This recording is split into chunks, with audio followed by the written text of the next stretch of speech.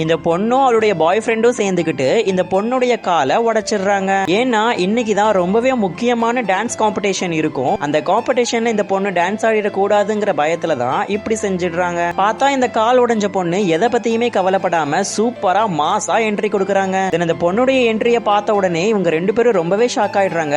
Audience எல்லாருமே clap பண்ண ஆரம்பிக்கிறாங்க. இந்த பொண்ணால ஒழுங்கா ஆடவே முடியல. ஏன்னா அவளுடைய கால் ரொம்பவே அடிபட்டு இருக்கு. ரொம்பவே பெயினா அந்த பொண்ணு டான்ஸ் ஆடிட்டு இருக்கிறா. எல்லாம் பார்த்த உடனே ஆடியன்ஸ் எல்லாருமே ரொம்பவே டிசப்பாயிண்டட் ஆயிட்டாங்க. அங்க இருந்து கிளம்பி போகவும் ஆரம்பிக்கிறாங்க. அப்பதான் சடனா இந்த வெல்தி உமன் அங்க வராங்க. ஸ்டேஜ்ல பெர்ஃபார்ம் பண்றவங்களுக்கு நம்ம மரியாதை கொடுக்கணும். சோ அதனால அவங்களுடைய டான்ஸ் பெர்ஃபார்மன்ஸ் முடியற வரைக்கும் எல்லாரும் இங்க தான் இருக்கணும்னு சொல்லிடுறாங்க. இந்த வெல்தி உமன் வேற யாருமே கிடையாது. இந்த டான்ஸ் ஆடிட்டு இருக்காளே அந்த பொண்ணுடைய அம்மா தான். இந்த பொண்ணு தான் சுமார் 15 வருஷத்துக்கு முன்னாடி தான் அம்மா கிட்ட இருந்து தொலைஞ்சு போயிருப்பாங்க. சோ ரொம்பவே கான்பிடென்ட்டா நம்ம இந்த காம்படிஷன்ல வின் பண்ணிடணுங்கிற நினைப்புல இந்த பொண்ணுமே அழகா டான்ஸ் ஆடிட்டு இருக்கிறா. இந்த பொண்ணு கஷ்டப்பட்டு டான்ஸ் ஆடும் போது எரியிற நெருப்புல எண்ணெயை ஊத்துற மாதிரி அந்த பாய் ஃப்ரெண்ட் காரன் வந்து நிறையவே கண்ணாடி கிளாஸஸ் எல்லாத்தையும் உடைச்சு அந்த ஸ்டேஜ்லயும் தூக்கி போட்டுறான். இதுக்கப்புறம் என்ன ஆகும்? இந்த பொண்ணு இத்தனை ஸ்ட்ரகிள்ஸ் எல்லாம் தாண்டி இந்த டான்ஸ் காம்படிஷன்ல வின் பண்ணி தன்னுடைய அம்மாவுக்கு தான் தொலைஞ்சு போன பொண்ணுன்னு நிரூபிப்பாளா? அதையெல்லாம் பாக்குறதுக்கு இந்த வீடியோவுக்கு 400 கமெண்ட்ஸ்க்கு மேல வந்துச்சுன்னா பார்ட் 2 வீடியோ அப்லோட் பண்றோம்.